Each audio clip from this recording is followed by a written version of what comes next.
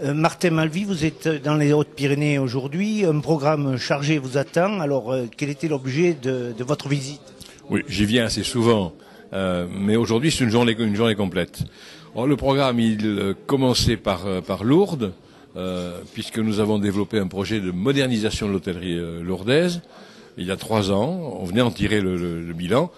L'opération va se poursuivre, mais 3 ans après, nous aurons soutenu en début janvier des travaux de modernisation et de sécurité, de mise aux normes en sécurité dans 117 hôtels de Lourdes, ce qui est une opération importante. Et j'en profitais d'ailleurs pour dire que nous allons étendre le dispositif aux hôtels de la chaîne des Pyrénées et plus généralement aux hôtels qui se trouvent dans ce qu'on appelle les pays. Il y a 32 pays en Midi-Pyrénées aujourd'hui.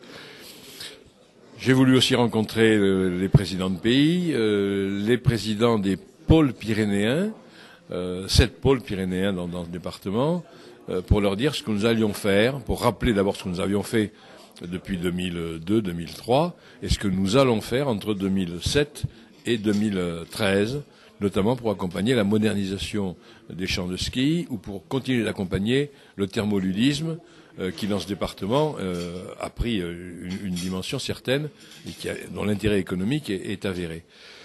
Et puis, visiter les entreprises, évoquer des problèmes d'aménagement du territoire. Ce soir, aller sur Tarmac, on a une première pierre à poser dans l'après-midi.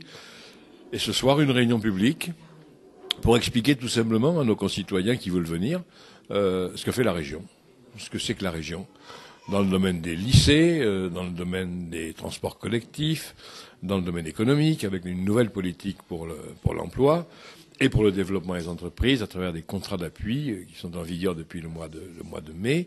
Ce que nous faisons en matière de recherche, y compris ici dans les Hautes-Pyrénées, on a eu Pearl 1, Pearl 2, on a Prism, on a et plusieurs projets de soutien aux entreprises du département.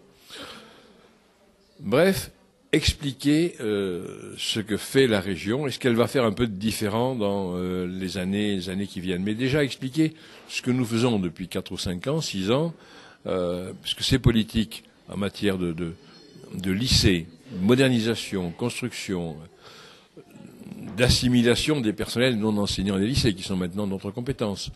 Ce que nous faisons dans le domaine du transport collectif. Gros effort pour la modernisation du réseau ferré. Des années, parce que il faudra des années, parce que nous avons un réseau ferré qui est dans un état de délabrement avancé. Les politiques de développement durable initiées par la région au mois de janvier de cette année, nous aurons à la fois la première année avec 10 millions de voyageurs dans nos trains régionaux, c'est la première fois. En 99, il y en avait 3 millions. Donc on a multiplié par 3 le nombre de voyageurs.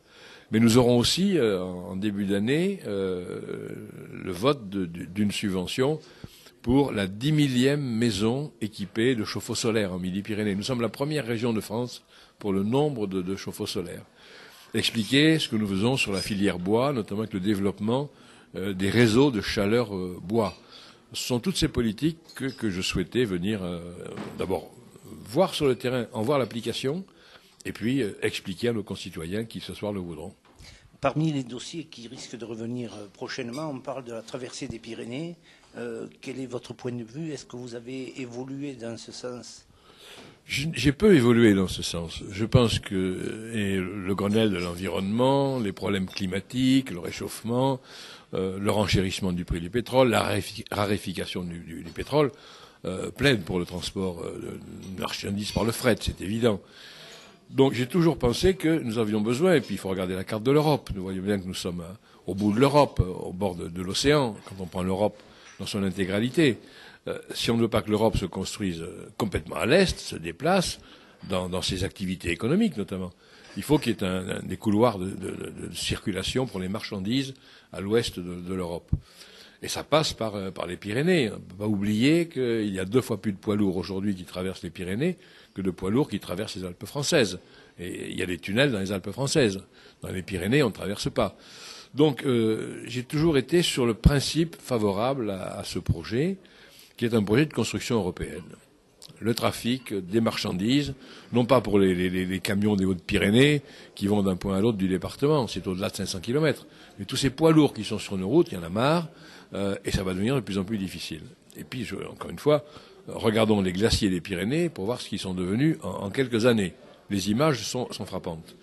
Donc favorable au projet, mais parfaitement défenseur de l'environnement, de la protection de l'environnement, aussi dans la traversée des Pyrénées. Moi, je comprends que ceux à qui on dit il y a peut-être un risque pour que ça passe à côté de chez vous soient préoccupés. Je ne condamne pas du tout leur inquiétude, mais il faut bien voir que ce projet, s'il voit le jour, vous savez, les financements publics, que ce soit au niveau de la France ou au niveau de l'Europe, même au niveau de l'Espagne, c'est quand même pas la corne d'abondance aujourd'hui, et pour les années qui viennent. Mais s'il voit le jour, ça ne pourrait être qu'un projet exemplaire en matière d'environnement. Ce sera un projet porté par l'Europe, en partie par l'Europe, et l'Europe est très attentive aujourd'hui, et toutes les normes, toutes les règles qui sortent.